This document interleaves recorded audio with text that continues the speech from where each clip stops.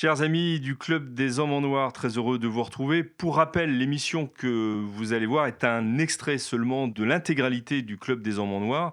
Si vous voulez profiter vraiment de nos émissions et des échanges qui sont présents, eh bien, allez sur notre chaîne YouTube, la chaîne YouTube de l'Homme Nouveau, cliquez sur le bouton rejoindre et puis profitez en avant-première en priorité de la diffusion de l'intégralité de ces émissions.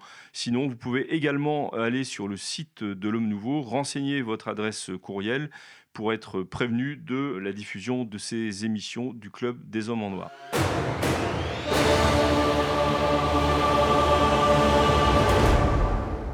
Bienvenue à tous dans le Club des Hommes en Noir, très heureux de vous retrouver pour cette nouvelle émission, dans cette nouvelle saison. À tous, tout d'abord, une très bonne fête puisque cette émission est diffusée en première partie, enfin en direct du moins, d'abord le vendredi 1er novembre, je vais y arriver. Bonne fête aussi à tous mes invités. J'ai la joie d'accueillir à nouveau sur ce plateau le père Jean-François Thomas. Bonjour mon père. Bonjour cher monsieur. Merci beaucoup de votre retour et bonne fête donc. Merci. À côté de vous, l'abbé Grégoire Cellier, est-ce que je vais lui fêter une bonne fête à lui ? Bonjour Maître Maxence et bonjour à tous les clubistes. Voilà, ça j'aime beaucoup, donc très bonne fête à vous. L'abbé Marc Gelfucci, que je suis heureux d'accueillir aussi à nouveau pour cette nouvelle saison. Voilà, bonne fête et cher ami. Merci de ce retour de fête. Bonne fête à vous. Et puis le laïc, notre laïc à nous tout seuls, le laïc de l'étape, Richard de Sèze. Cher Richard, bonjour. Bonjour Philippe. Alors c'est la deuxième fois, je crois, que vous participez à cette encyclopédie particulière, ce club des hommes en noir. Très heureux de vous accueillir. Très bonne fête aussi à vous. Merci Philippe, à vous aussi. Merci beaucoup. Le thème de cette émission, l'émission est consacrée à la dernière encyclique du pape François, une encyclique consacrée au Sacré-Cœur. Mais puisque, je le disais en début d'émission,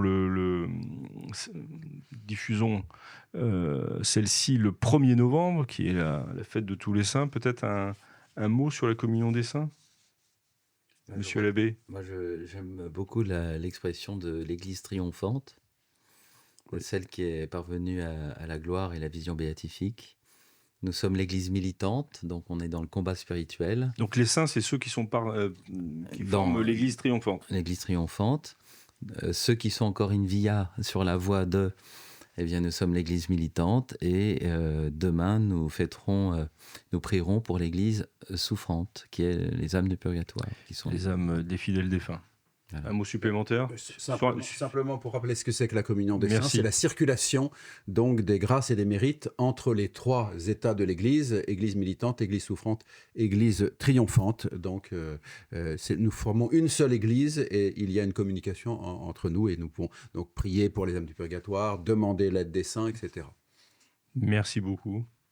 Un mot à ajouter, Père Thomas ? Non, rien n'est à ajouter après la fraternité Saint-Pie, c'est impossible. Non, mais l'abbé Cellier est là à titre personnel, non pas à titre de son appartenance à la fraternité Saint-Pie. Richard ?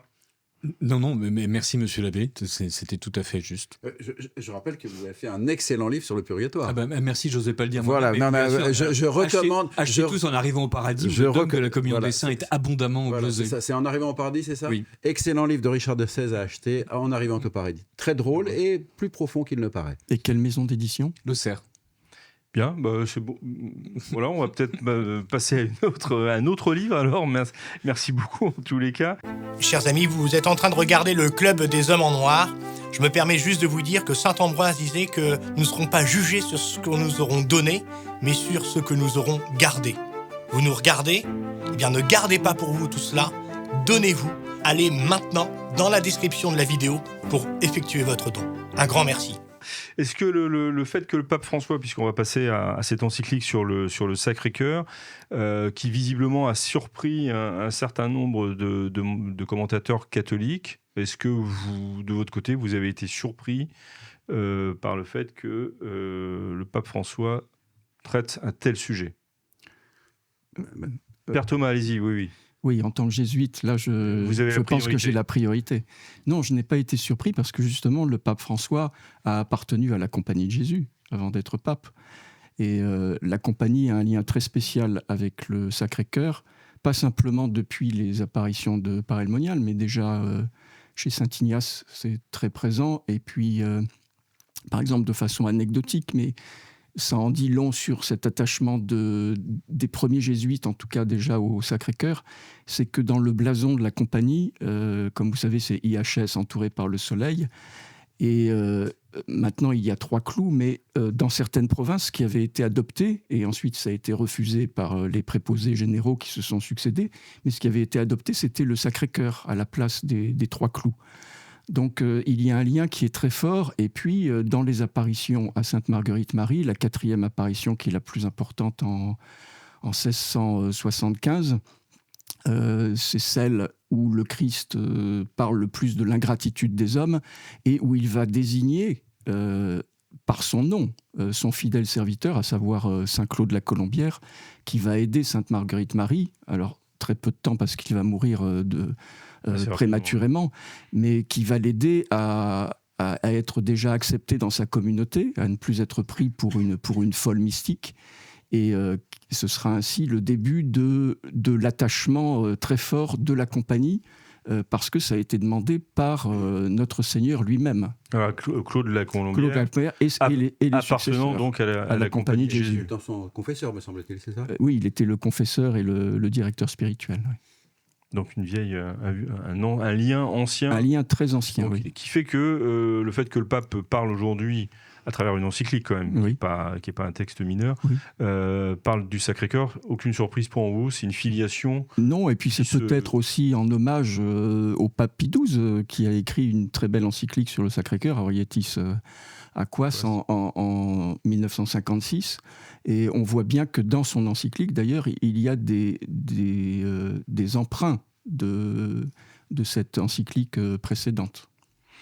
Monsieur l'abbé Sellier. C'est effectivement une grande dévotion jésuite, donc il n'y a pas de surprise. C'est aussi une dévotion populaire, et je pense que ça correspond en partie au tempérament du pape François, ce côté un peu populaire. C'est une dévotion de combat.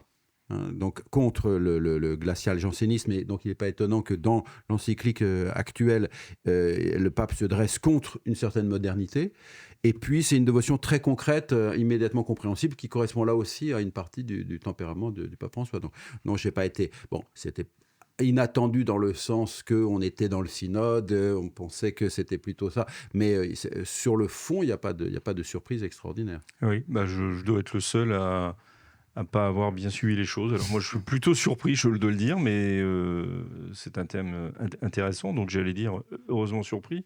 Monsieur l'abbé, non, ici on est très clérical, donc le laïc, c'est juste à la fin. Voilà. Non, je n'ai pas été surpris dans le sens où, l'ayant lu en entier, j'ai apprécié tous les rappels et la continuité qu'il y a dans beaucoup de considérations et les rappels qui sont faits. Et c'est le devoir d'un pape, d'autant plus qu'il y a le jubilé de Paray-le-Monial avec des pèlerinages qui sont organisés là-bas. Et je pense que ça a été peut-être une des raisons dans l'entourage du pape de lui dire qu'il y avait ce jubilé, ces anniversaires. Et le fait même de citer de manière historique, à un moment donné, il y avait il fait l'historique de la dévotion au Sacré-Cœur et il cite justement le Saint Claude de la Colombière. Enfin, c'est pour moi, pas de grande, non. Pas de grande surprise. Richard de Sèze, on finit le tour de alors moi, tour au de contraire, table. j'ai été très surpris. Ah, merci. Voilà, d'abord par solidarité avec vous, Philippe. Merci. Et surtout, c'est la première encyclique du pape François que je lis où il y a une surabondance d'autre chose que de lui-même. Donc déjà, c'était absolument stupéfiant. Je veux dire, d'habitude, c'est hyper autoréférentiel. Et là, au contraire, c'était toute l'Église de Saint-Augustin jusqu'au XXe siècle qui était citée, des papes qui n'étaient pas que lui-même, mais ses prédécesseurs. Et avec, comme ça, un grand luxe de citations et de témoins autorisés, appelés a conforté sur toute l'histoire de l'Église cette dévotion au Sacré-Cœur, et elle-même, c'est quand même une surprise. C'est-à-dire, on nous a habitués à installer des barques de migrants en bronze au milieu de la place Saint-Pierre ou à avoir des gilets de sauvetage suspendus sur des crucifix. Le Sacré-Cœur, il y avait un côté un peu obsolète, un peu passéiste. Et donc, pour moi, c'était vraiment une surprise. Vous avez raison, monsieur l'abbé, il y a un rappel de la dévotion populaire. Mais là, on est carrément quasiment du côté de Serge Bonnet et de la défense d'une piété populaire. Et on ne peut pas dire que le pape nous avait violemment habitués à ce genre de choses. Donc non, j'ai été surpris. Et heureusement surpris, d'ailleurs. Heureusement surpris. Donc ça... le fait qu'on propose à tout le monde d'adorer le Sacré-Cœur, oui, c'est quelque chose qui n'a... Je comprends que certains ont pu trouver que c'était une espèce de régression et de retour en arrière. Oui, il y a pas mal de commentaires qui sont allés dans ce sens. Qu'est-ce qu'elle nous apporte, alors, cette encyclique, si on veut un peu approfondir les choses? On est surtout conforté. Donc rien de nouveau, disons que, pas d'approfondissement. Ce qui est impressionnant, c'est sa longueur, mais les encycliques contemporaines sont longues. Mais pas à la lecture. il y a des redites, mais toutefois, c'est un petit traité théologique, scripturaire aussi, puisqu'il va... Il y a des passages entiers qui vont rechercher toutes les paraboles, tous les passages des épîtres de Saint Paul, toutes les évocations possibles.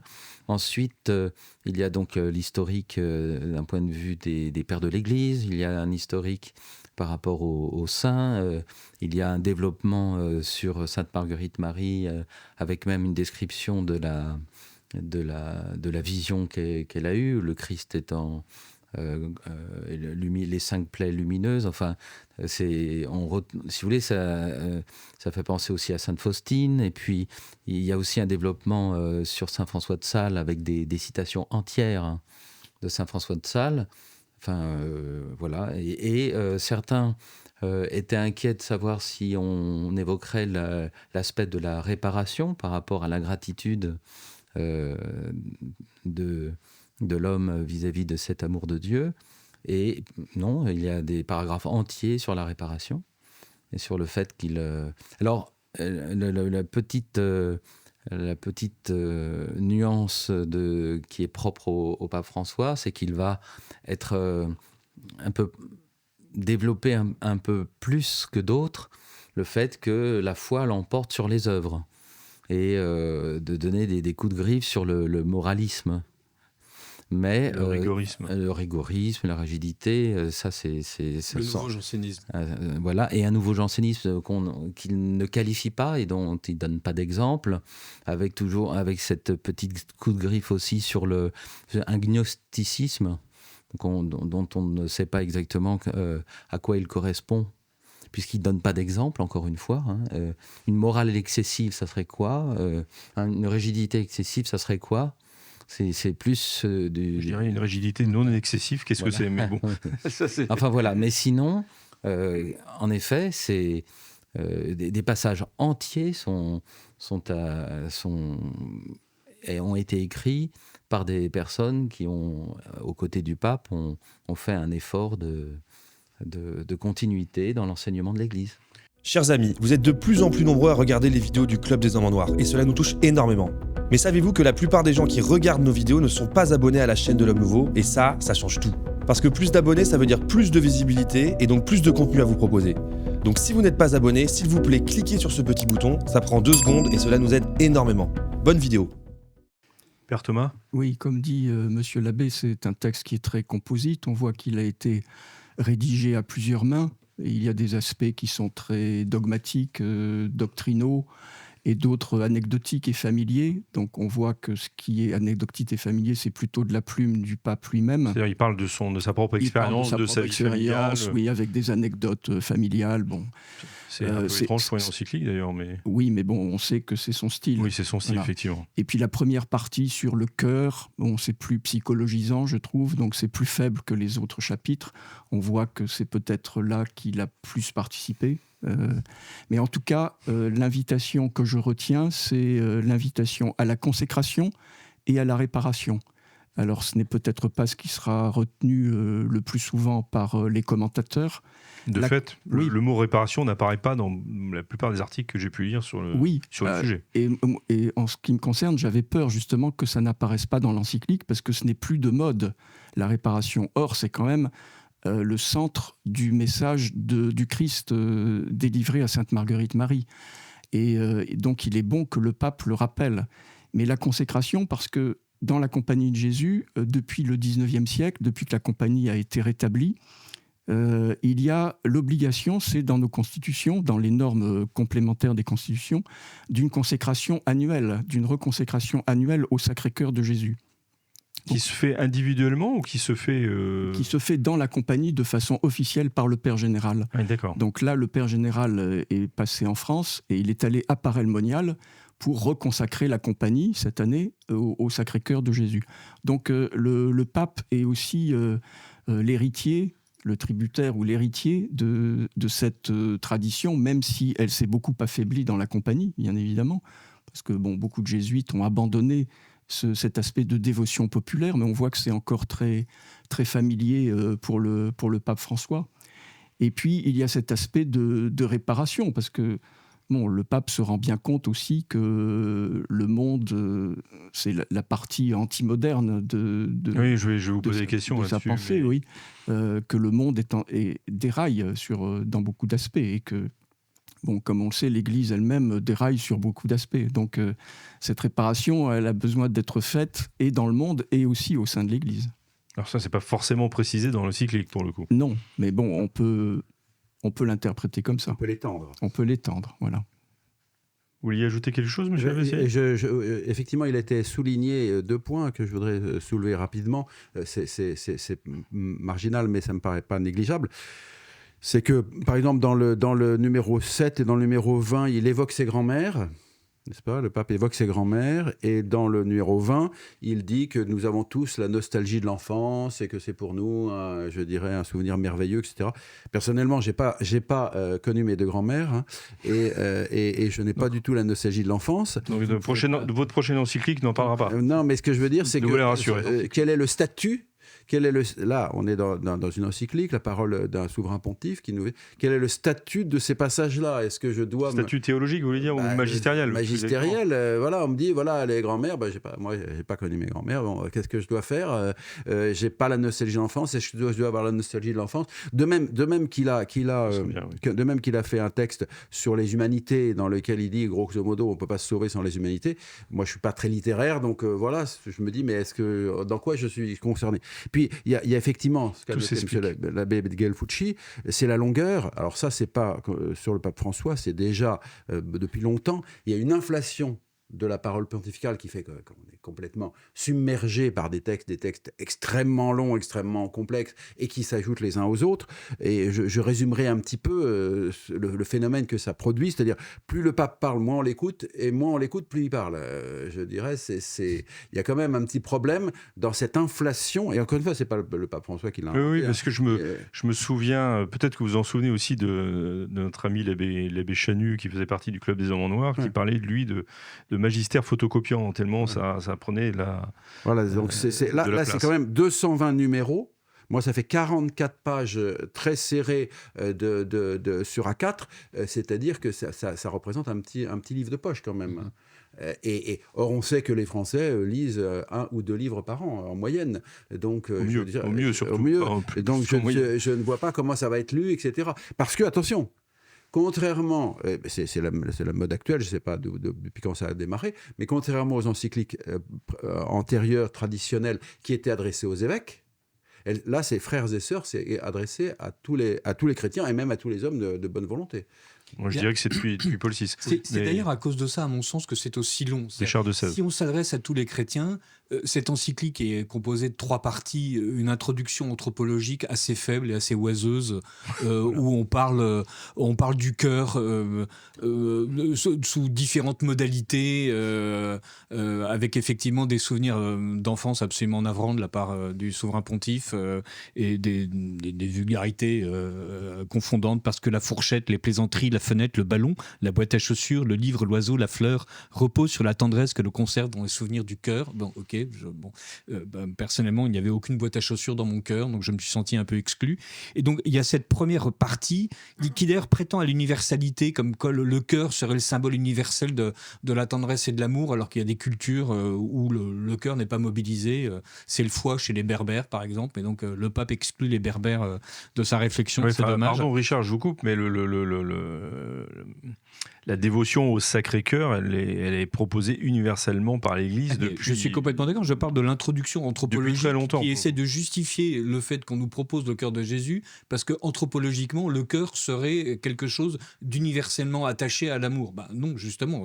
On nous propose le cœur de Jésus quand on est le souverain pontife, parce qu'on est à la tête de l'Église catholique, et pas parce que, quelque part, au pays pygmée, on aurait une espèce d'illumination anthropologique sur le rôle du cœur. Ça n'a pas de sens.